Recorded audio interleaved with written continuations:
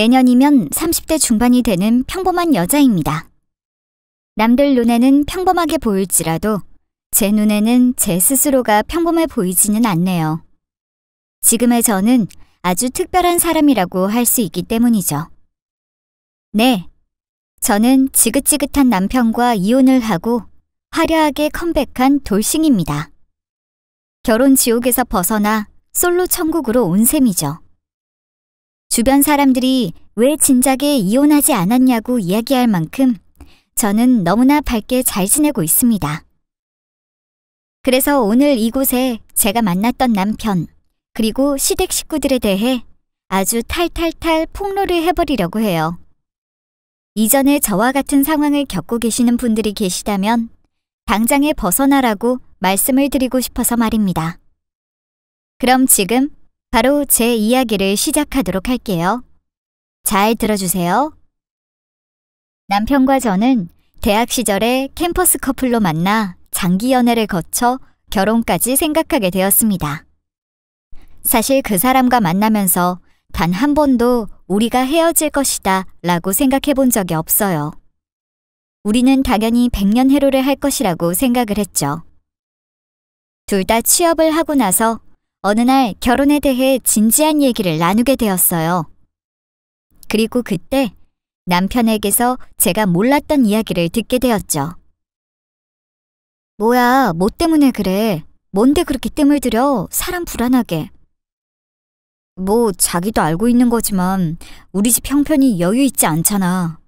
내가 늦둥이로 태어나고 나서 아빠 일이 어려워지셨거든. 엄마는 몸이 안 좋으셔서 일 관두고 집에서 살림하셨고 아빠 혼자 일하셨지만 그것도 녹록지 않았어. 형은 혼자 악착같이 공부하고 노력해서 사업하고 있는데 큰 성과는 없는 것 같아. 우리 집은 이런 상황이니 그동안 월급 받아도 많이 저축 못하고 부모님께 드렸거든. 그래서 내가 모아놓은 돈이 많이 없어. 솔직히 결혼할 때 남자가 어느 정도 보태야 하잖아. 나도 남자로서 그러고 싶고. 그런데 내가 모아놓은 돈은 적으니까 자기한테 미안하더라고. 어느 정도 모았으면 결혼할 때 여유 있게 할 수 있고 가고 싶은 곳으로 신혼여행도 갈 수 있잖아. 우리 본격적으로 결혼 이야기 나눈 게 이번이 처음이라 사실적인 내 경제 사정을 고백하고 싶었어. 내가 할 말은 이거야. 그런데 이런 게 너한테 부담이 된다고 하면 나는 네가 하자는 대로 할게. 나는 네 앞길 막고 싶지 않아, 은수야. 뭐야, 난 또 뭐라고. 대체 나를 뭐라고 생각하는 거야? 으이그, 그런 거라면 걱정하지 마. 돈이 뭐가 문제야? 난 전혀 상관없어. 돈이 부족하면 대출 받아서 하면 되지. 요즘 같은 세상에 대출 없이 결혼하는 부부가 어디 있어? 내 주변 사람들 다 대출 끼고 결혼하더라. 어쨌든 걱정하지 마. 대출 좀 받고 서로 열심히 벌어서 갚아나가면 문제 없어. 당시만 해도 남편이 참 속도 깊고 배려심 많은 사람이라고 생각을 했습니다. 잔뜩 주눅이 들어 말하는 그 사람의 모습에 모성애도 생겨났던 것 같아요. 그저 우리 둘이 마음 맞춰 살면 잘 살 거라고 생각을 했습니다. 이렇게 된 거 하나도 빠짐없이 서로 공유하고 결혼하자는 생각에 우리 둘은 서로 모아놓은 돈을 공개했고 합쳐진 금액으로 알뜰하게 준비해보자며 서로 이야기 마쳤습니다. 그렇게 본격적인 결혼 준비에 돌입하게 되었죠. 그리고 부모님께 정식으로 남편을 소개했습니다. 그 긴 연애를 하면서도 한 번도 서로 부모님께 인사를 드린 적 없었던 터라 저희 부모님은 남편을 처음 보던 그날 상다리가 휘어져라 상을 차려둔 채 그 사람을 반겨주셨어요. 이런저런 이야기를 하면서 자연스레 가족관계와 집안 환경에 대한 이야기를 나누었죠. 어머니는 전업주부시고 아버지는 작은 가게를 하나 하고 계십니다. 제 위에 10살 차이 나는 형이 하나 있고요. 형하고 나이 차이가 꽤 있네. 자네가 늑둥이로 태어났나 보구만. 그래, 자네 부모님하고는 나중에 상견례 때 만나보면 될 것이고 결혼 계획은 어찌 되어가나? 우리 딸 말로는 신혼집 장만에 대출을 많이 껴야 한다던데 맞나? 네, 제가 아직 자금이 부족합니다. 그래도 서로 교제한 기간도 있고 사랑하는 마음 하나로 결혼 생각하게 되었습니다. 아버님, 어머님께서는 부족한 예비사위 마음에 안 드실 수도 있지만 살아가면서 능력도 키우고 좋은 남편이자 사위로 노력하며 최선을 다하겠습니다. 그래, 우리 딸내미 잘 부탁할게. 뭐 여유롭지 않으면 대출을 끼겠지만 최대한 빚 없이 결혼하는 게 좋은 거지. 우선 서로 모아놓은 돈으로 결혼 준비하고 신혼집은 우리 쪽에서 준비하는 걸로 합세. 친정 부모님은 저희가 결혼 준비를 하는 것에 있어서 최대한으로 도와주고 싶다고 하셨어요. 아니다, 받아라 라는 실랑이를 하다가 결국 부모님은 그럼 신혼집을 해주는 건 받으라고 하셨습니다. 다른 건 저희 힘으로 하되 그럼 신혼집만이라도 받으라고 말이에요. 여건이 안 돼서 너희 힘으로 장만하려고 했지만 그럴 필요 뭐가 있어? 엄마 아빠가 우리 딸 신혼집 장만해줄 여유도 없을까봐? 사실 우리 딸 시집 갈 때 쓰려고 모아놓은 돈 따로 있었고 거기에 더 보태서 신혼집 장만하면 돼. 대신 그냥 공짜로 해주는 거 아니야. 결혼해서 우리 딸한테 잘하는 조건으로 신혼집 해주는 걸세. 그러니까 이서방, 우리 딸 잘 부탁하네. 결국 부모님께서는 신혼집 장만에 보태라며 큰돈을 건네주셨고 우린 감사히 받았습니다. 그리고 그 돈으로 거의 대출 끼지 않고 집을 장만할 수 있었죠. 그렇게 우리의 결혼 생활이 시작됐습니다. 어느 날 결혼하고 나서 시댁에 방문해 처음으로 식사 자리를 가졌어요. 바쁘신 아주버님과 함께하는 식사 자리였는데 결혼 전부터 아주버님은 일이 바빠 얼굴 뵙기 힘들었습니다. 일로 시간 내기 어려워 상견례 때도 못 보고 결혼식 때 잠시 얼굴 본 게 다였죠. 제대로 얼굴 뵙고 이야기 나누는 건 처음이었습니다. 아주버님 오셨어요? 앉아서 식사하세요. 아유, 그동안 바빠서 제대로 얼굴 보기 힘들었네요. 그나저나 상견례 때 참석 못해서 정말 죄송했어요. 어머, 아니에요. 별 말씀을. 일이 바쁘면 당연히 그럴 수 있죠. 그래도 모처럼 시간 나셔서 이렇게 뵙고 식사하네요. 참, 시장하실 텐데 어서 식사하세요. 어머님께서 아주버님 좋아하시는 음식으로 많이 준비하셨어요. 제대로 이야기 나눈 적은 처음이라 그런지 되게 젠틀한 스타일이시다고 생각했습니다. 함께 식사하면서 이런저런 이야기도 나누고 화기애애한 시간을 보냈어요. 아마 제가 아닌 다른 누가 봤어도 제 아주버님이라는 그 사람을 젠틀하고 멋진 사람이라고 생각을 했을 거예요. 아주버님과 대화를 하고 나서 저는 더더욱 나의 결혼 생활은 순탄할 것이라고 생각을 했습니다. 시댁 식구들과 부딪힐 일이 없을 거라고 생각을 했어요. 하지만 그건 제가 오만한 판단을 한 것이었죠. 그리고 약 한 달 정도 지났을까요? 며칠 동안 남편의 표정이 심각하고 어둡더라고요. 저는 걱정이 되어 남편에게 물었습니다. 자기야, 그게 집에 좀 일이 생겼어. 집에? 왜, 무슨 일이 생겼는데? 혹시 어머니 어디 아프셔? 아니, 엄마가 어디 아픈 건 아니고 형한테 좀 일이 생겼어. 며칠 전에 엄마가 나한테 전화해서 이야기하더라고. 형한테 안 좋은 일 생겼다고. 형 하던 사업 망하고 돈 문제로 소송 걸려서 난리가 났대. 가족 몰래 그거 수습하느라 그렇게 바빴던 거고. 그나마 조금 건진 돈은 형수님이랑 이혼하고 위자료로 다 줬다고 하네. 우리 형 지금 혼자 단칸방에서 살아. 난 그런 것도 모르고 형이 잘 지내는 줄로만 알았어. 나도 먹고 살기 바쁘다는 핑계로 형한테 연락도 잘하지 못했는데 미안하더라. 어머, 어쩌다가. 아휴, 어쩐지. 저번에 제사 준비로 형님께 전화했는데 안 받으시더라고. 두 분 이혼하셨구나. 갑자기 이런 소식 들으니 어머님도 자기도 많이 놀랐겠다. 그나저나 아주버님 참 안타깝네. 뭐 어떻게 되는 거야 그럼 이제? 글쎄, 나도 당장 뭘 어떻게 해야 하나 모르겠다. 일단은 앞으로 연락도 잘하고 챙겨줘야지 뭐. 자기야, 그래서 말인데 자기가 좀 챙겨줄 수 있을까?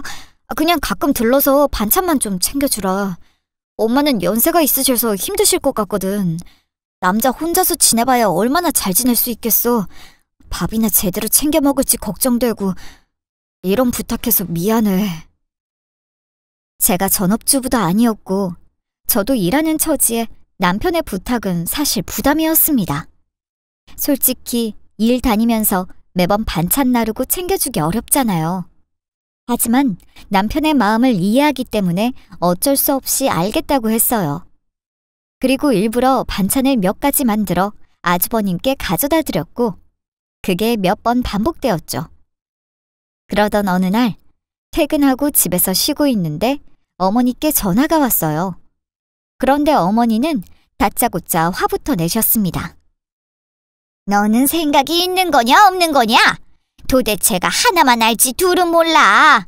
너는 하나밖에 없는 네 아주버님 생각하는 태도가 이게 뭐니? 반찬 몇 개 만들어서 가져다 주는 게 뭐가 그렇게 귀찮고 힘들다고? 제대로 신경도 안 써주고 말이야. 정말 당황스러웠습니다. 다짜고짜 전화를 해서 화를 내는 시어머니가 너무 당황스러웠고 거기에 더해서 통화 내용도 너무 어이가 없었어요. 일단 잔뜩 흥분한 시어머니를 진정시켜야 할 것 같아 차분히 이야기를 했어요.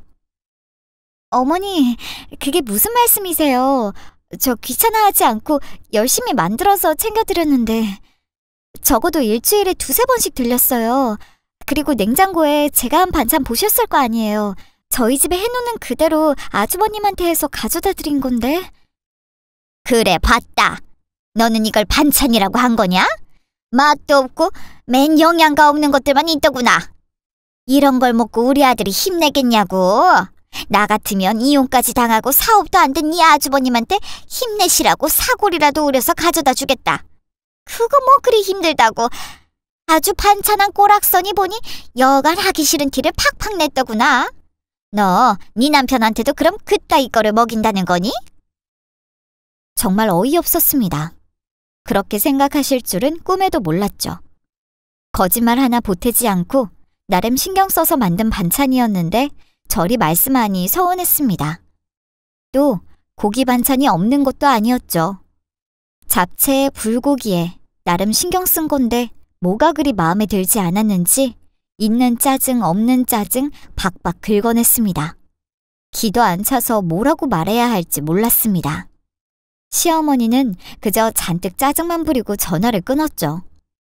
저는 퇴근한 남편을 붙잡고 당황스럽다며 다 이야기해 주었습니다. 이거 내가 잘못한 거야?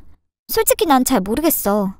내 딴에는 노력하고 신경 쓴 건데 어머님이 전화로 다짜고짜 화를 내시니까 너무 당황스럽더라고. 자기 생각은 어때? 그러게. 그런데 자기야, 자기가 우리 엄마 좀 이해해주면 안 될까? 다른 엄마들 자식 생각하는 마음 다 똑같겠지만 우리 엄마는 형을 진짜 애지중지 키우셨거든. 엄마로서 첫 자식이고 장남이라 예쁨 많이 주셨는데 그런 아들이 사업 망하고 이혼당해서 혼자 원룸에서 지내고 있으니 얼마나 속상하시겠어. 그렇다고 엄마가 일일이 다 챙겨주면 좋은데 집에서 거리도 있고 나이도 있으시니까 힘에 부치실 거야.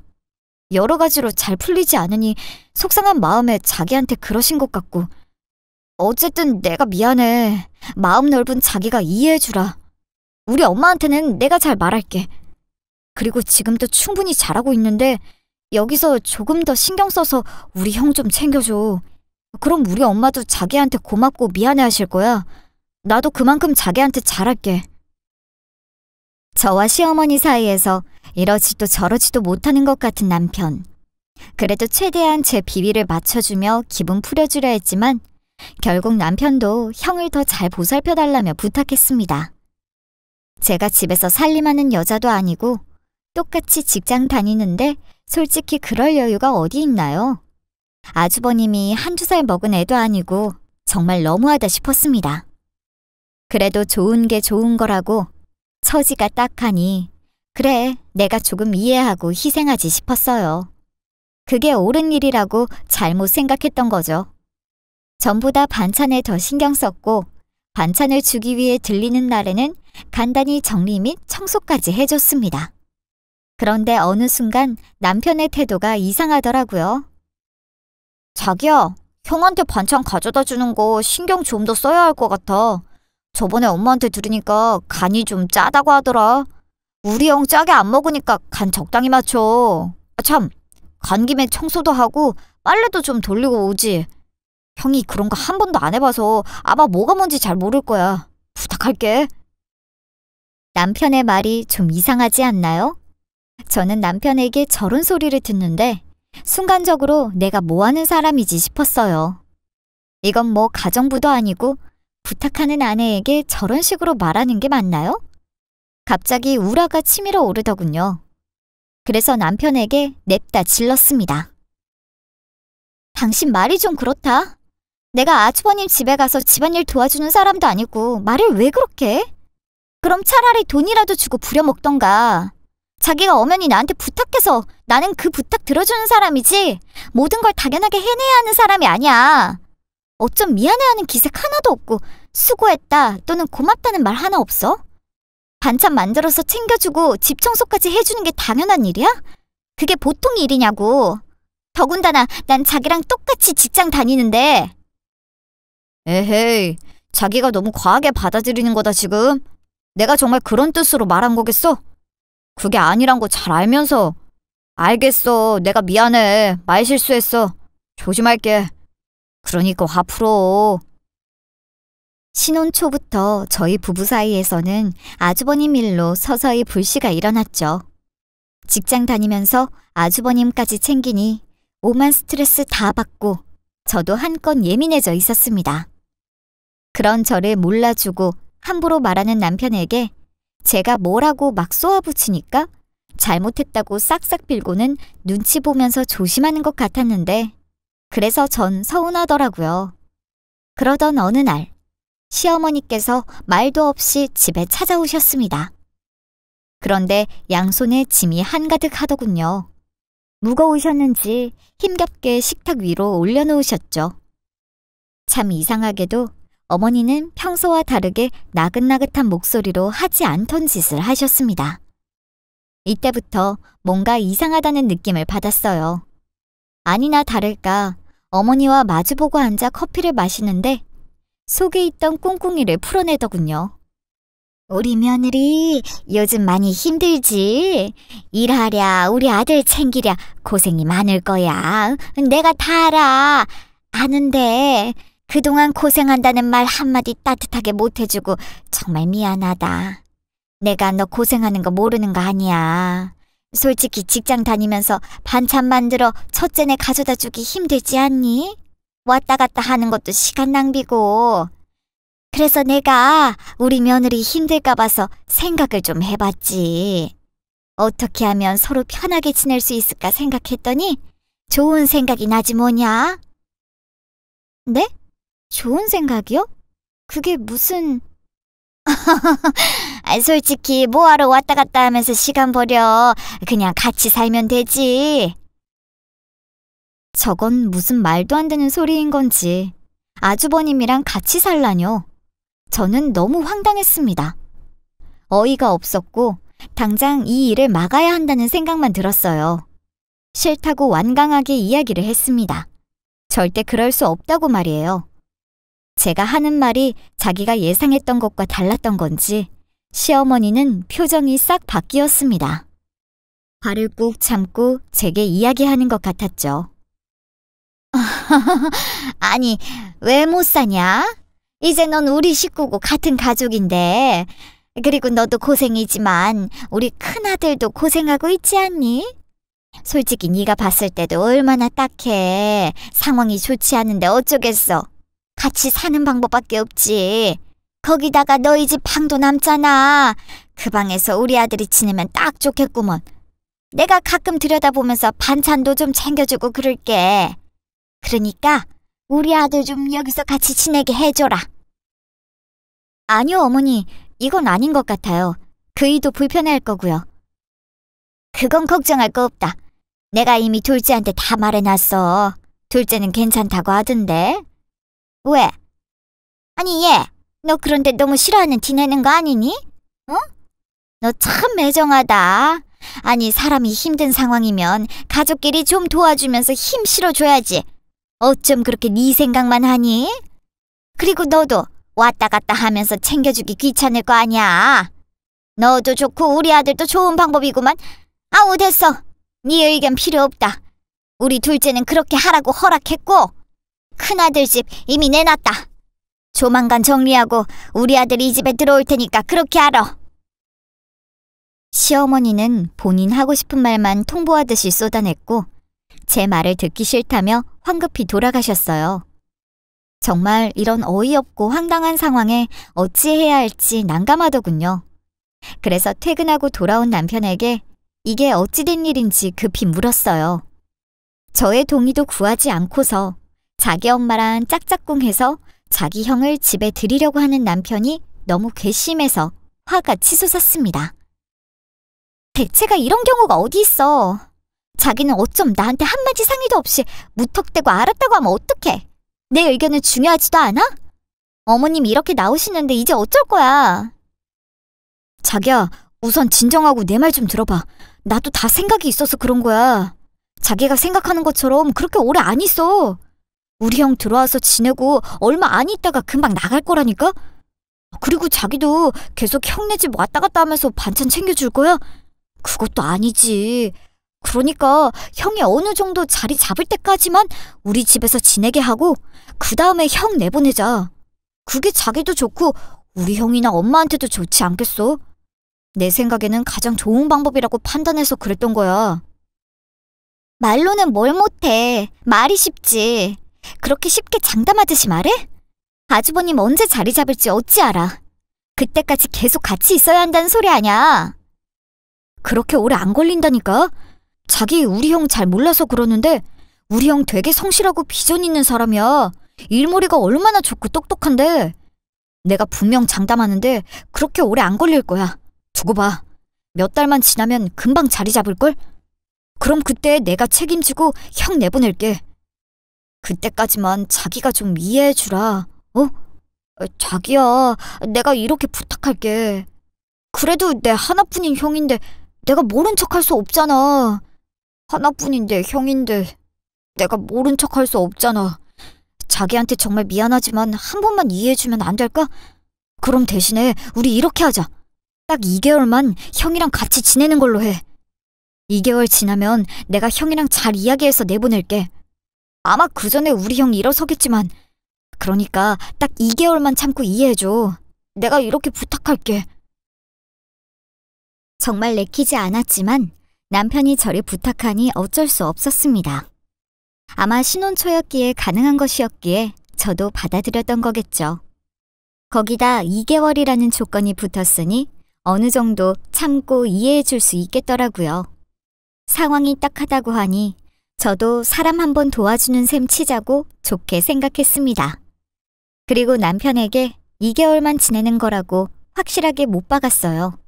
남편은 알겠다고 했고 그때부터 신혼집에 아주버님과 함께 살게 되었습니다. 아유, 재수씨, 저 때문에 고생만 하시고 정말 미안해요. 얼른 자리 잡으면 그동안 받았던 은혜 다 보답하겠습니다. 아 참, 식사는 끼니 때마다 차려주지 않으셔도 괜찮아요. 저희 엄마 눈에는 제가 아직도 애라서 괜히 그동안 재수씨 힘들게 막 시키셨죠. 제가 알아서 챙겨 먹고 치울 테니 신경 쓰지 마요. 그냥 이 집에 저는 없다라고 생각하시면서 편하게 지내세요. 그리고 정말 고맙습니다. 당분간만 신세 질게요. 처음 집에 들어온 날 아주버님도 동생 집에 지내는 것이 마음 쓰였는지 엄청나게 미안해하더라고요. 그리고 며칠 지내보면서 아주버님이 예의 있게 생활해줘서 그런지 생각보다 괜찮았습니다. 그렇게 아주버님과의 생활을 서서히 맞춰나갔죠. 그런데 어느 날부터인가 아주버님이 슬슬 본색을 드러내더군요. 퇴근하고 집에 들어갔더니 아주버님이 속옷바람으로 돌아다니는 거였습니다. 얼마나 기겁했는지 몰라요. 어머, 아주버님! 집에서 옷도 안 입고 뭐 하시는 거예요? 아, 아이고, 제가 원래 답답한 걸 싫어해서 보통 집에서 뭐 안 걸치고 속옷만 입고 있거든요. 이게 편해서. 집은 편하게 쉬는 공간이잖아요. 아무튼 전 방에 들어가 있을게요. 그럼 쉬어요. 그리고 이제 가족인데 너무 그렇게 신경 쓰지 마세요. 다들 이러고 살잖아요. 아무리 집에서 지낸 습관이 있다고 하더라도 저랑 같이 사는 공간인데 기본적인 예의가 없더군요. 처음에는 예의 있는 척 하더니 속옷바람으로 돌아다닐 줄이야 상상도 못했습니다. 거기다 시간이 더 지나면서 차츰 우리 집 생활에 적응하니까 본색을 드러내더라고요. 이런 식으로 불편한 점은 한둘이 아니었습니다. 우리 부부는 다음날 출근해야 해서 자야 하는데 새벽 내내 방에서 게임만 하는지 잠기 밝은 저는 게임 소리에 괴로웠어요. 그뿐인 줄 알아요? 퇴근하고 집에 오면 거실이며 부엌이며 온 집안이 다 난장판이었습니다. 저는 무슨 돼지우리인 줄 알았어요. 거실에는 먹다 남긴 과자 봉지와 맥주캔이 나돌아댕겼고 바닥에 온통 과자 부스러기였죠. 또 부엌 설거지통에는 설거지 안 하고 쌓아놓은 그릇이 수두룩했고요. 난장판이 된 집안을 보고 입이 떡 벌어진 저를 속옷 차림인 아주버님이 맞이해줬습니다. 아니, 아주버님, 집이 왜 이 모양이에요? 아니, 거실하고 부엌이 온통 난장판이잖아요. 편하게 사용하시는 건 좋은데 정리라도 좀 하시지. 에이, 제 눈에는 깨끗한데요, 뭘. 전 그러면 나중에 천천히 정리할게요. 제가 지금 막 자다 일어나서 아직 잠이 덜 깼어요. 아, 참, 재주씨. 냉장고에 먹을 게 없던데. 뭐 먹을 거 좀 사와야 하지 않아요? 난 고기 먹고 싶은데. 오늘 저녁 고기 좋죠? 이왕이면 국산으로 사요. 알겠죠? 그럼 다 준비되면 불러주세요. 온종일 집구석에서 놀고 먹는 인간이 어지를 줄만 알았지 치울 줄은 몰랐습니다. 염치도 없었고요. 나중에는 저를 가정부로 아는 것 같더라고요. 뚫린 입이라고 고기 타령하길래 그냥 무시했습니다. 뭐 이런 사람이 다 있나 싶었죠. 어떨 때는 큰아들 하나 키우는 기분이 들더라고요. 하나부터 10까지의 불편함 투성이었기에 저는 참다 남편에게 하소연했습니다. 그러자 돌아오는 남편의 대답은 어처구니 없었습니다. 누가 둘이 형제 아니랄까봐 똑같이 절 어이없게 하더군요. 아이고 뭘, 난 또 뭐라고. 남자들이야 다 그렇지 뭐. 그리고 자기야, 우리 형한테 너무 눈치 주지 말고 편하게 있게 해줘. 안 그래도 동생 집에 얹혀 사는데 마음 편하겠어? 자기가 자꾸 눈치 주면 형 마음이 더 괴롭지. 당신 지금 무슨 소리를 하는 거야? 누가 눈치를 줬다는 거야? 그리고 아주버님 하는 행동, 그게 눈치 보는 사람의 태도야? 대체 어떻게 눈치를 보면 이러고 지낼 수 있어? 아무튼 나 정말 아주버님하고 같이 지내기 너무 힘들어. 자기가 도와주는 것도 아니고 퇴근하고 돌아오면 나도 좀 쉬고 싶은데 내가 얼마나 지치는 줄 알아? 에이, 그래봤자 얼마 안 남았다. 애초에 우리 형 2개월만 있다가 내보내기로 이야기했잖아. 힘든 건 알겠는데 자기가 이해하고 참는 김에 조금만 더 참아줘. 이런 날도 이제 얼마 안 남았잖아. 그리고 나도 잘 도와줄게. 알겠지? 아니, 도와준다고요? 저 말도 웃기지 않습니까? 남편을 남의 편이라고 하더니 정말 제 생각은 눈꼽만큼도 해주지 않았습니다. 자기 형 챙기는 걸 자기가 주도적으로 해야 하는 게 맞는 거지. 제가 당연히 해야 할 일인 것처럼 몰아가는데 정말 어이가 없었어요. 매번 남편이 이런 식으로 반응하니 어느 순간 입 아프게 말하고 싶지 않더군요. 약속한 기간은 2개월이니까 그때까지만 참자며 인내심을 발휘했죠. 그런데 꾹 참고 있는 저를 더 자극하는 건 시어머니였습니다. 어쩌다 한번 힘들다는 소리를 할 때면 아주 난리 생난리를 피웠어요. 그게 뭐 어쨌다고 난리냐? 너는 내 아들이 눈치 보면서 불편하게 지냈으면 좋겠냐? 편하게 지내고 있는 것 같아서 난 마음 놓이고 좋기만 한데 너는 그냥 모든 게 꼴보기 싫은 거지. 내가 저번부터 느낀 거지만 너는 어떻게 그렇게 못됐냐? 내가 경고하는데 혹여나 우리 아들한테 뭐라고 할 생각 말아라. 내 귀한 아들이고 엄연히 우리 집안 장남이야. 장남이 잘 살고 잘 돼야 아랫사람들도 일이 잘 풀리는 법이고, 너는 우리 집으로 시집 왔으니 네 팔자라고 받아들이고 희생하면서 살아라. 와, 정말 속 터져 미쳐버릴 것 같지 않나요? 저는 점점 더 집에서 할 말을 잃었고 집에서도 아무런 말도 하지 않게 되었습니다.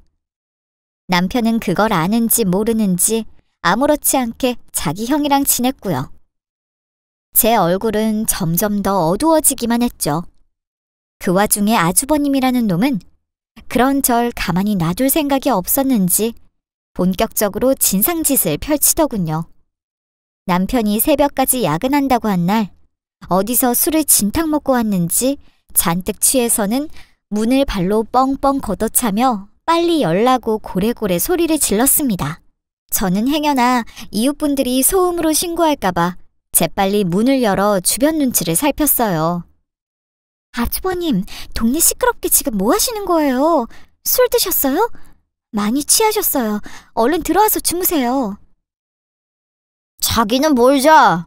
나 아직 밥 안 먹었거든? 배고프다고. 그러니까 빨리 밥 차려. 알겠어? 다 잘 시간에 무슨 밥을 차려요. 이게 어디서 손윗 사람한테 말대꾸야. 야, 너 내가 만만하냐? 어? 집에서 쉬고 있으니까 웃음냐고. 아주버님, 말 조심하세요. 아무리 취했어도 이러면 선 넘는 거죠. 나중에 얼마나 후회하시려고 그러세요. 내일 제 얼굴 보실 수 있겠어요? 우선 지금은 술 많이 드셔서 대화 안 통하니까 어서 주무시고 내일 맨정신으로 이야기해요. 웃기고 있네. 네가 뭔데 이래라 저래라야. 이런 싸가지 없는 게 계집애 주제에 네가 뭔데 나한테 명령이야. 그 정신 나간 놈은 성큼성큼 부엌으로 걸어가더니만 부엌에 있는 그릇을 들더니 바닥으로 힘껏 던지며 깨부쉈습니다. 술주정 부리는 아주버님의 모습과 산산조각난 그릇을 보고 전 많이 놀랐어요. 그때 때마침 퇴근한 남편이 집에 들어왔고 이 광경을 목격했습니다. 그리고 저한테 자초지종을 묻더군요. 놀란 마음을 진정하고 대충 설명했는데 남편은 제게 싸늘한 목소리로 말했어요. 밥 한 번 차려주는 게 뭐가 그렇게 힘들다고 방에 들어가서 자라고 하냐? 대충 챙겨주고서 마무리하면 될 거를 꼭 일을 키워야겠어? 그냥 좀 차려주면 되지. 우리 형한테 정말 너무하는 거 아니야? 대체 나 없을 때 얼마나 눈치 주는 거냐고. 아니다. 됐다. 너랑 입씨름 하기도 싫어. 내가 형 방으로 데리고 들어갈 테니까 얼른 여기 바닥이나 좀 치워. 밟으면 큰일 나니까. 남편은 술 먹고 휘청거리는 아주버님을 데리고 방에 들어가 버렸고 전 그런 남편의 뒷모습을 바라보다 하염없이 눈물을 쏟았습니다. 남편의 말이 너무 서운했고 큰 상처로 돌아왔죠. 그리고 그제야 바보같이 군 지난 날이 스쳐 지나가면서 정신이 번쩍 들더라고요. 말없이 짐을 챙겨 집을 나왔습니다. 그 인간이요. 남편 놈은 제가 집에 없는 걸 알면서도 연락 한 통 없었습니다. 저는 밤새 잠을 한숨도 못 잤어요. 분통하고 억울해서 미칠 것 같았습니다. 남편 놈이나 아주버님이라는 놈이나 잘못했다고 싹싹 빌어도 모자랄 판에 배째란 식으로 연락 한 통 없는 남편을 보니 참 괘씸하더군요. 그제야 결심이 섰습니다. 이런 놈을 평생의 배우자로 생각하고 믿고 살 수 없다고요. 퇴근하자마자 이삿짐 센터 사람들과 청소업체 사람들을 몇 명을 데리고 집으로 향했습니다. 두 형제는 소파에 널브러져서 저를 보는 둥 마는 둥 했고요. 저 역시 그런 둘을 개무시하고 업체 사람들에게 남편 짐과 아주버님 짐을 가리키며 당장 포장해서 내보내달라고 이야기를 했습니다. 두 형제놈들은 그제야 반응을 하더군요. 야, 지금 이게 뭐 하는 거야? 이 사람들은 다 뭐고? 말없이 나갈 때는 언제고 난데없이 들어와서 이게 뭐 하는 짓이냐고! 어디서 큰 소리야. 그리고 눈 없니? 그걸 왜 나한테 묻고 난리야? 딱 보면 몰라? 내가 지금 너희 둘 쫓아내는 거잖아. 둘 다 이 집에서 나가. 뭐? 너 지금 미쳤어? 옆에 형도 있는데 말 가려서 안 해? 그리고 네가 뭔데 날 내쫓아? 난 네 남편이야. 내쫓을 이유 없다고. 웃긴다 정말. 없긴 왜 없어. 이 집 내 명이고 내 집이야. 우리 부모님이 결혼 전에 너한테 뭐라고 하셨니? 내 딸 잘 부탁한다고 잘해주라면서 해주신 집이잖아. 근데 네가 나한테 어떻게 대했는데? 내가 그렇게 힘들다고 했을 때 언제 나 한번 도와준 적 있어? 아니, 도와주는 건 바라지도 않아. 적어도 어제 같은 상황에선 나한테 괜찮냐? 어디 다치지 않았느냐? 걱정해주는 게 먼저 아니니? 어떻게 난 뒷전이고 네 형밖에 모를 수 있어? 이런 너한테 내가 계속 미래를 맡기며 살 수 있겠니? 아니, 난 그렇게 못해. 그러니까 그렇게 애지중지한 귀한 형이랑 잘 살아보라고. 그래서 지금 이혼이라도 하자는 거야? 너 미쳤어? 결혼이 무슨 장난이야? 그리고 이 집이 어떻게 네 거야? 아무리 네 명이지만 부부가 된 이상 공동재산인 거 몰라? 네가 정 이혼하고 싶으면 이 집 반은 내놓아야지. 웃기지도 않는다 정말. 말 같은 소리를 해. 어디서 개소리를 하고 있어? 야, 넌 볼 걸 넌 봐. 네 주제에 이 집 노리고 있었냐? 처가에서 해준 집 노리는 너나 동생 집에 얹혀 사는 네 형이나 누가 같은 형제 아니랄까봐 거지 근성으로 똘똘 뭉쳤네. 퍽이나 공동재산이겠다. 결혼 전에 우리 부모님께서 내 명의로 장만해주신 집인데 내가 아무것도 안 알아보고 이러는 줄 아니? 넌 이 집에 들어왔을 때처럼 맨몸으로 나가면 된다고. 아참, 너하고 너희 집에 위자료 청구도 할 거니까 네 앞길이나 걱정해. 그렇게 나 잘났다고 씩씩대던 남편 놈은 제 말을 듣고 잠시 생각하더니만은 그제야 상황 파악이 되었는지 저를 붙잡으려 하더군요. 이건 아니지, 안 그래? 자기야, 그래 알겠어. 자기 속상하고 서운한 거 알겠다고. 그래도 아무리 화가 나도 그렇지 이혼부터 생각하면 어떻게 하자는 거야, 어? 그래, 알겠어. 내가 잘못했어. 나도 자기한테 잘해주지 못하고 잘못한 거 인정하겠는데 내가 일부러 그런 것도 아니고 형 생각해서 그런 거였잖아. 막말로 자기도 핏줄이 그런 처지면 모른 척 하겠어? 물론 내가 잘한 건 없지만, 그리고 내가 자기 편만 들면 안 그래도 어깨 축 처져 있는 우리 형이 어떻게 일어설 수 있겠어. 형한테 더 힘 실어주고 싶어서 일부러 더 편들고 그랬던 거야. 그래도 내가 그러는 게 아니었는데 미안해. 내가 다 잘못했어. 앞으로는 자기도 생각하면서 내가 중간에서 잘할게. 그러니까 이 사람들 그만 보내고 우리 대화로 풀자, 어? 진짜 지겨워 죽겠다. 지겨워 죽겠어. 그러니까 네가 그렇게 아끼는 네 핏줄이랑 둘이 살라고. 내가 빠져줄 테니까 둘이 살라고. 너한테 정남이 다 털렸어.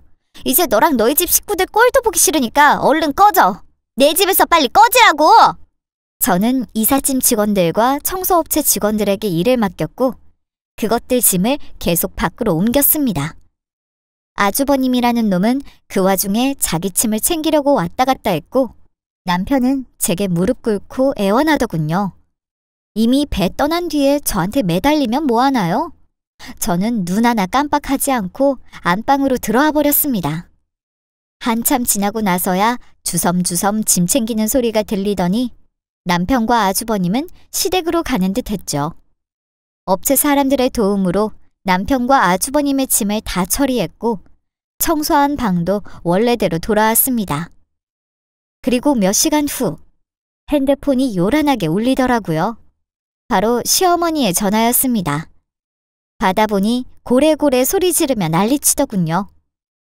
제가 가만히 있을 리가 있겠습니까? 더는 참지 않고 되받아쳤어요. 어디서 욕짓거리야. 이것 봐요. 그쪽은 욕밖에 할 줄 모르죠?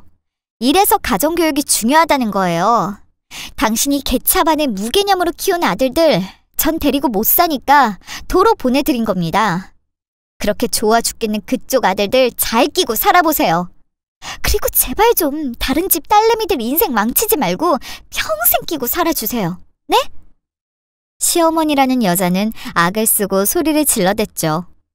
저는 더 말을 섞고 싶지도 않아서 전화를 끊고 바로 차단해버렸습니다. 그리고 저는 다음 날부터 서둘러 이혼 준비에 들어갔어요. 이혼은 속전속결이었습니다. 그 자식이 절대 이혼 못하겠다고 하길래 이혼 소송으로 들어가면 나는 너한테 위자료고 뭐고 다 청구할 거고 네 형한테도 내가 피해 보상 요구할 거라고 했더니 바로 합의 이혼하겠다고 했습니다. 참 징글징글하죠? 그렇게 이혼 못한다고 하더니만은 위자료 얘기하니 바로 합의 이혼을 하다니 말입니다.